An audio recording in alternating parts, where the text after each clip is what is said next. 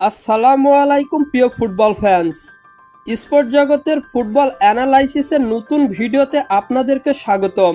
বিশ্বকাপের উন্মাদনা এখন কোয়ার্টার ফাইনালে ওঠার লড়াইয়ে, যেখানে গত 5ই জুলাই বিশ্বকাপের শেষ 16তে প্যারাগুয়ের বিপক্ষে মাঠে নেমেছিল এমবাপ্পের শক্তিশালী দল ফ্রান্স।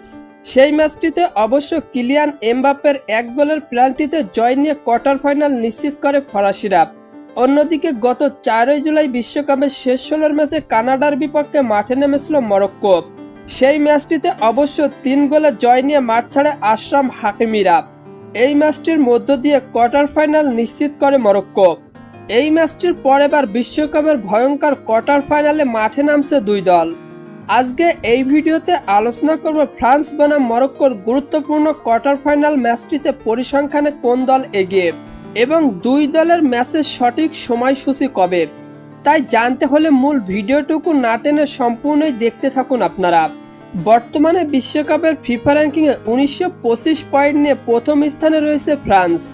অন্যদিকে 1803 পয়েন্ট নিয়ে ফিফা র্যাঙ্কিংয়ে 6 নম্বর স্থানে রয়েছে মরক্কো। তাই ফিফা র্যাঙ্কিংয়ের উন্নতি এবং অবনতির তুলনায় অনেকটা এগিয়ে রয়েছে ফ্রান্স। দুই দল সর্বশেষ মুখোমুখি হয়েছিল 2022 সালের বিশ্বকাপের সেমিফাইনাল ম্যাচে। সেই ম্যাচে 2-0 গোলের জয় পায় ফ্রান্স।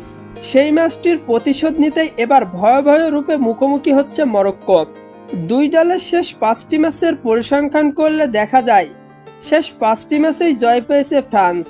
অন্যদিকে 4টিতে জয় ও 1টি ম্যাচ ড্র করেছে মরক্কো। তাই মরক্কোর থেকে একটু এগিয়ে রয়েছে ফ্রান্স।